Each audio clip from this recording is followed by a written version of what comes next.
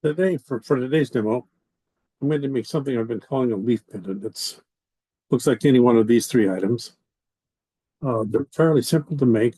It's actually based on something I saw someone else doing a long time ago, and thought I was copying what they did, but turned out I ended up doing something entirely different. So this makes it mine. To do this demo, make this piece, I'm going to need two rubber stamps. In this case, a background stamp and a leaf stamp or something like that. I've also used this bamboo in the past and some other things. Any foreground stamp would work fine. I'm going to be using both black and uh, copper polymer clay. I need gold leaf for this uh, and the cutter. Oh, and also eye pens. Now, to do this, start off by working with the black and gold clay, black and copper clay. You take a sheet of gold leaf, and when you're doing this, it's best to leave the gold leaf on the material it's on. And I've already done some of this, so I'm not going to do it exactly the same. Take a sheet of gold. You can easily take a sheet of gold leaf and just lay it down on top of whatever the clay is, whatever the foil is, and rub it in really well. Make sure you get a good firm contact, press it through, roll it over with a brayer if you wish. And when you're done, you will end up with a piece that looks like something like this. Now, this one's been made smaller. I needed it smaller for the demo. So having done that, the next thing I do is I took this, by the way, this copper was run through the putz machine on the thickest setting of the machine. And so I'm going to take it again and just turn it this way and run it through in that direction, just to make sure that it's still set. And then I'm going to reduce the machine by 1 notch and run it through again in the same orientation. And when you do that, you'll notice it barely starts to crackle. You might be able to see some, hard to see on this with that light, but there are some minor small fracturing in the clay. Still can't see that well. But I'm then going to turn it 90 degrees. So it's going through this way. Go through like this. And it should, and reduce the setting 1 more notch. And that should cause it to crackle even more. And this time what I'm getting is a kind of a fine crackle there. But I've got some nice crackling done on that piece of clay. And that's going to form the background for what it is I'm doing. And that light is not there. Okay, now it's helping. Now the next thing I need to do, I've got that for my background. I then need to take a sheet of black clay. I take another sheet. Actually take a sheet of black clay. This has been through the putz machine on 1 below the thickest setting. So it's actually number 2 on my machine. And this is going to be the backside of my piece. And I've learned that people look at the backside of the piece, so I give them something to look at. And what I do is I take something like a texture sheet like this one, and I'll put it down on the black clay, roll over it very carefully with my rod, the acrylic rod, just to make sure I get a good impression everywhere.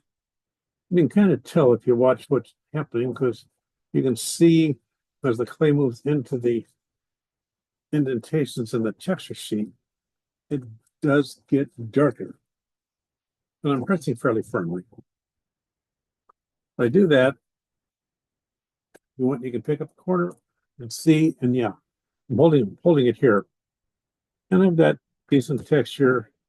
Like I could pick up a little bit more over here on this edge, though knowing what I'm doing, that won't be overly critical.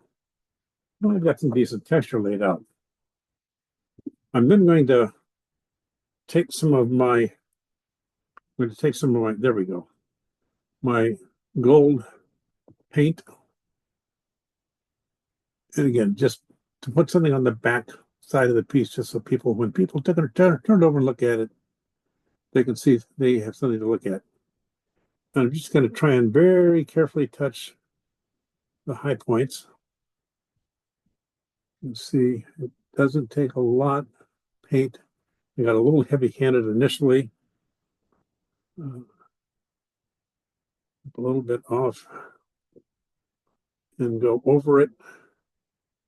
Drag my finger across here very quickly, just to get a little bit of paint on there. And yeah, I know I didn't list paint and texture sheets on the opening. I apologize.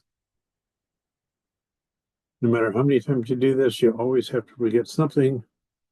And that's what I forgot this time. So I get some of my paint dried on me. Get that on there. So I've got a nice looking texture. I wipe my finger off on the clay. I need to keep working here. I'm going to just set that aside for now because that's, like I said, that's my background piece. And I won't need it for a while. And I'm going to let the paint dry on there so it's not a problem later. That gets set aside. I'm going to take some additional gold clay. And I also need to decide how big my piece is going to be. And I'm just going to go ahead and make it the size of this guy. So I've got an idea of what I'm doing here. And whatever size you choose is up to you. And shape, I've actually done some odd shapes with this. I've made some in the shape of triangles for the centerpiece, and instead of round, I've done other things that are. I've thought about doing a hexagon or an octagon for the centerpiece. Could be interesting. Got some potential.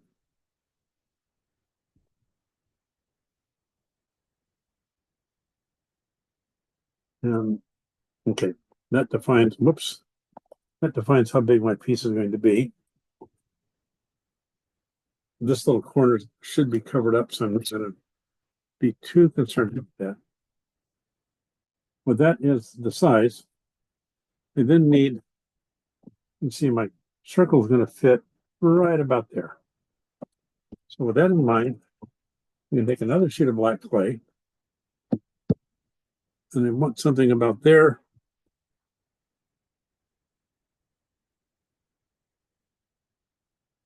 By the way, I sold my wife's rubber stamps, so I'm trying to be careful with what I'm doing. I'm going to switch. I was going to use the oak leaf. I'm going to go to the bamboo. So I take my wife's archival ink. I like the Brilliance ink. It's got mica in it. What can I say? Those of you who know me will understand. And it gives a nice. It's got a nice color to it.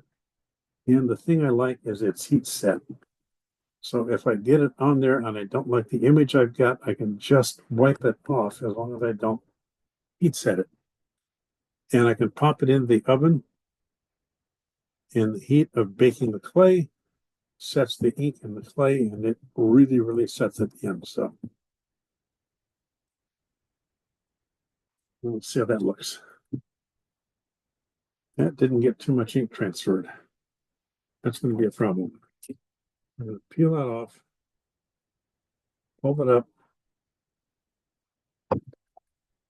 actually to the machine on the number 3 setting. I don't need a lot of thickness at this point. Okay.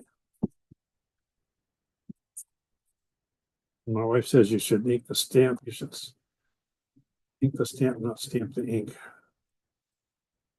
Let me do that. Yes, they're moving around as I do it. So I don't keep pulling ink off the same point of the pad. Okay, let's try it again. I'm going to set that, press down. I want to press firm enough to transfer the ink, but not so firm that I'm actually creating a deep impression in the clay. I just want the image, not the deep impression. And that looks a little better. And in case you're wondering, yes, at this point you should be clean your stamps. Fortunately, with this ink, I can wait a little bit. Doesn't need to clean my cutter. And I'm going to look down on this and decide what piece of the bamboo I want. Like that look right there. Press down, give a little bit of a twist. There we go. So make sure I cut through it. I can then reach in my blade, cut under that, and pop it out, pop it right, pop it out. Let's tear it out. Okay. And you always, worst case, at the end of the day, we take a clay blade and very carefully cut along the line. Make sure you cut along the line, not, it's okay to cut outside the line. All the time you're told don't paint outside, don't color outside the line. Now I'm telling you to go ahead and cut outside the line because you can always come back and cut it smaller later. You can't cut it bigger. There we go. I got that piece finally. Now, if you probably can't tell, it's not exactly nice. The cutter isn't clean, and my hand is not steady when I cut. There's always a little bit of stuff left around the edge, and I just like to clean that up. So we come in here and clean up the edge, and get that off there. Make sure you get this out of there. So you get an idea of how clean my edge is. And a little bit of stuff. Well, there we go. A little bit of stuff right in here. I'm going to pull off.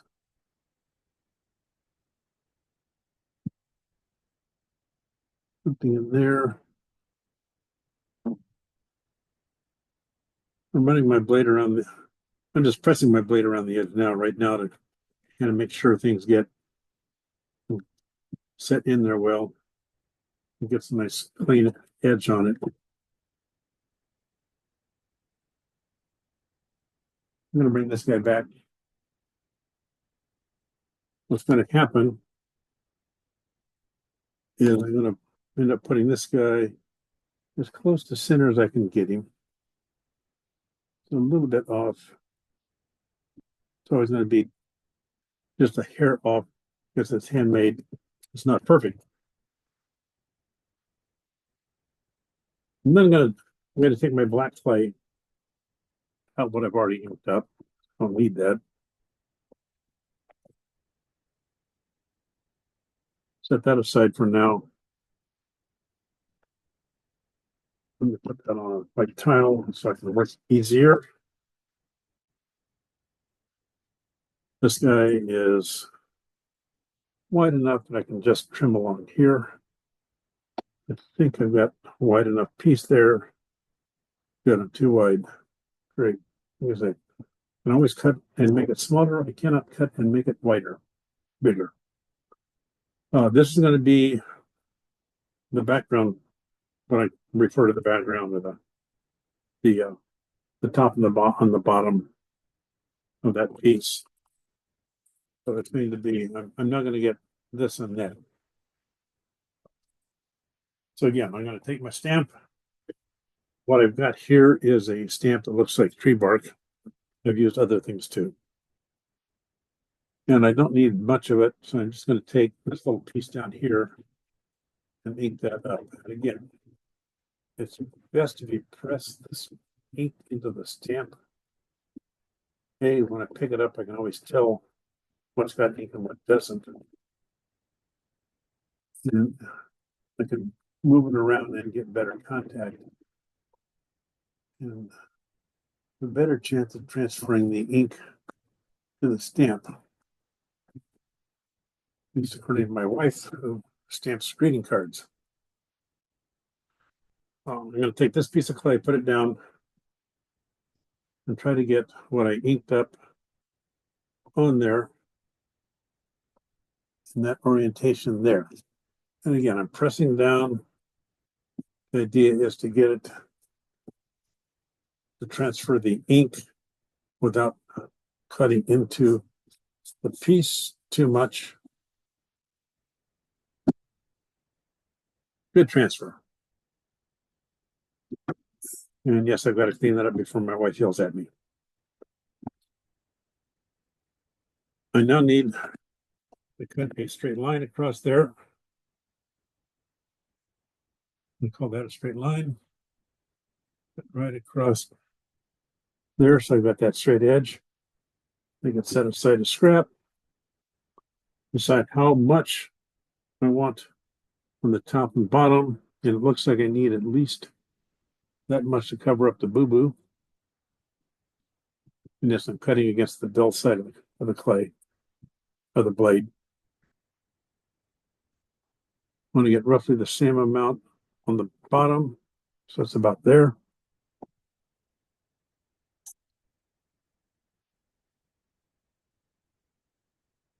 And that slips. I'm going to set that aside and try again.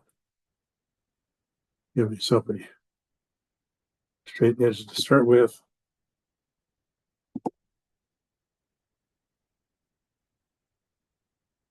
And eyeball the spacing.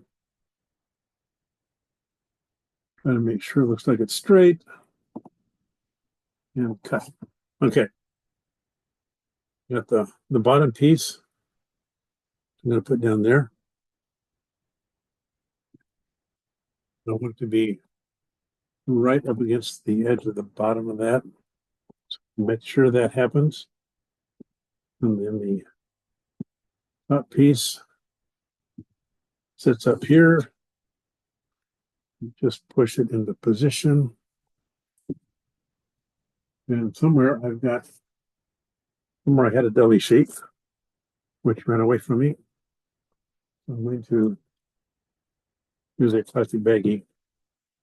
I don't want to pull the ink off. Press it down just enough to get everything set. Deli sheet would be better.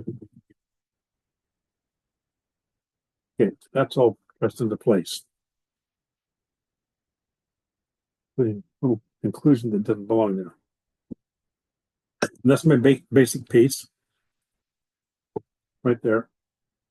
Trim him up a little bit so that he looks appropriate. There we go.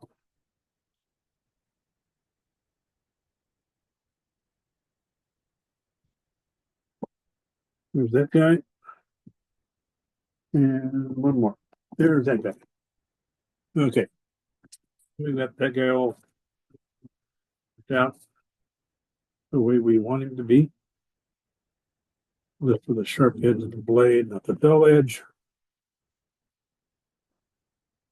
I'm going to set that aside for the minute.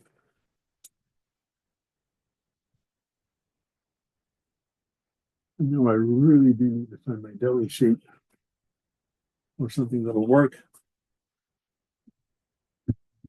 And that's a deli sheet. Because I'm going to take this guy. I'm going to pull him off of. Actually, I'm going to I'm going to cut the bottom off here because I don't want that as part of the piece.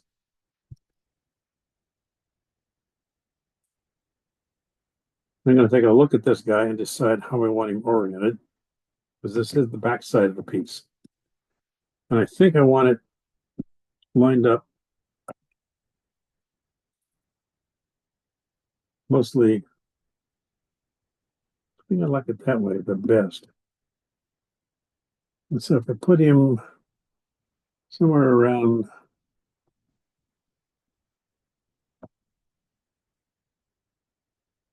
let me put him down there. Okay, so he's going down there. So this guy gets, and again, the ink, the paint on there should now be dry, but I'm going to try and not mess anything up. So I'm going to very carefully with my blade pull this guy loose from the tile. I'm pulling loose from the tile, he said. There we go. And I decided I want him against this edge over there. Worry about what this looks like. It's going to be hidden. My piece is there. Okay, down to that corner. And a little bit of a piece of fuzz over here that I'm cut off. Get him down about there. As long as he is fully on the black clay, it's fine because I'm going to trim him up in just a minute. Take my blade, set it along there, cut. Set it along here, cut. Put it along here and cut. And cut at the top. There we go.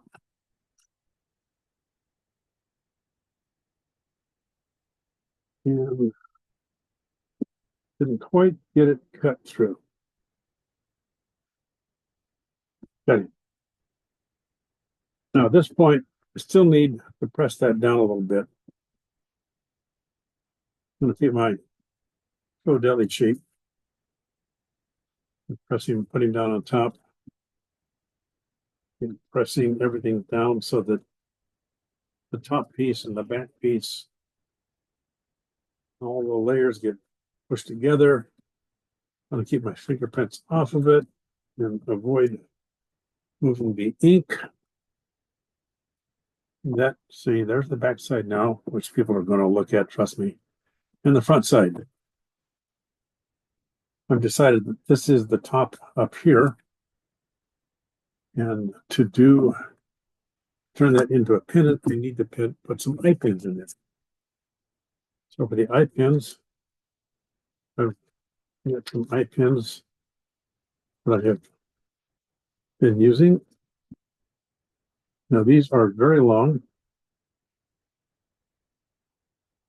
I need two of them, thank you. Need two of them. And I could probably put them all the way down in there.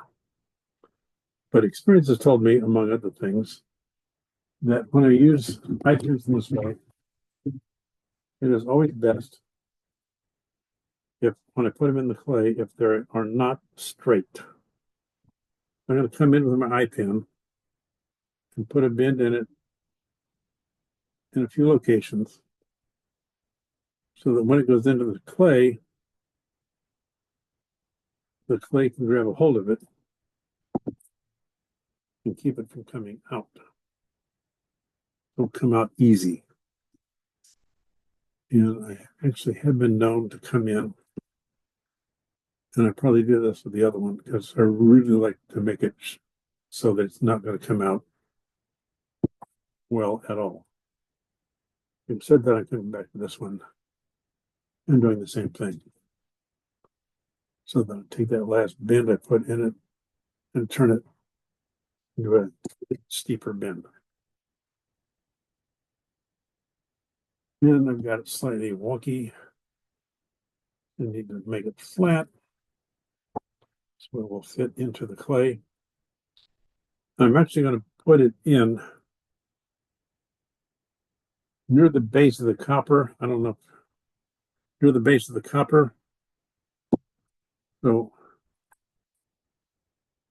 I'm going to try and put them in right down about here so that they will be in there firmly between two solid pieces of clay. and will be a permanent part of this piece.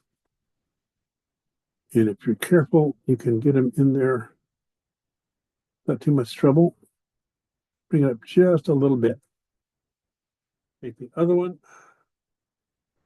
I want to make sure the hook goes towards the inside, not the outside. They're not far enough in so that if I put the hook on the outside, it may well poke through the side, which is really not nice. Kind of distorts the piece a bit. This side is not going in as easy, but that's okay. We'll keep working with it and it will go in. That piece flat? Yes, that piece is flat. Okay. I'm going to put a little more of a hook on that. So we can get a little sharper edge going in.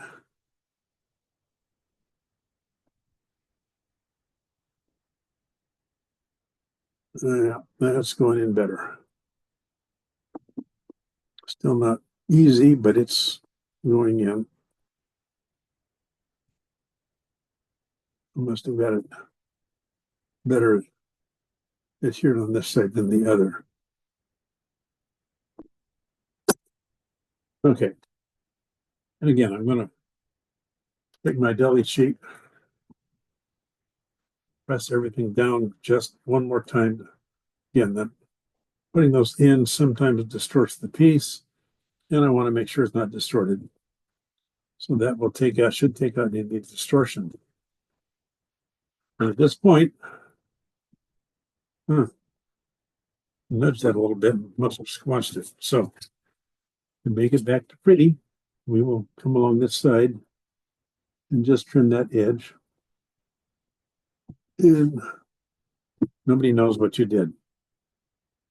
And if this edge just a little bit too, now I've got a nice piece.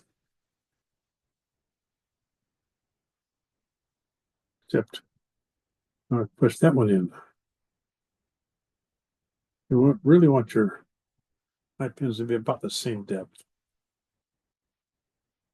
and about the same position left and right. I'll try a little bit more. See a little bit of a distortion here I want to take out. Okay. And that will give me a nice piece. That will pop into the oven on my tile. I'm actually going to put it on a paper towel when I bake it so that it doesn't pick up the texture of the tile. I want it, I'm going to bake it on something like this. So it will, so if I bake it on a tile, then the back gets a flat spots on it and starts to show up a little bit, but things I don't want it to show. That don't actually, that are different from what I'm trying for. That's my problem. And so that is my leaf pendant. There are other things you can do with this. Lots of other things you can do with this. There are other ideas of what you can make with that technique.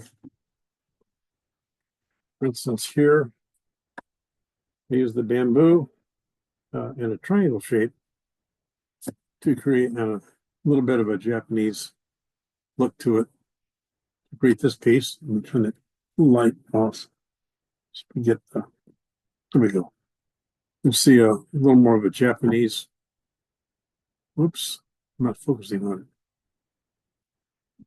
You need the light. The light. We'll try. There we go. So you can see there's the bamboo, the background, a little bit of a Japanese motif with a nice triangle to it.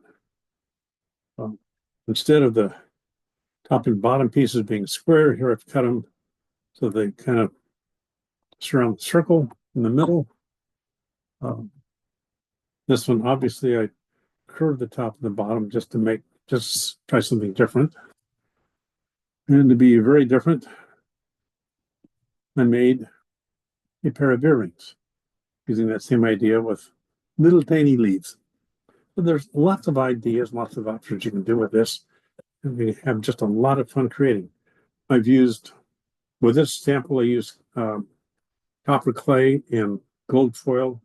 I have done copper clay and copper foil somewhere. I don't know where I put that piece, but that's just another idea. You can use gold clay and gold foil, or gold clay and copper foil, all kinds of things. Anyway, I hope you enjoyed the video and have fun playing with it.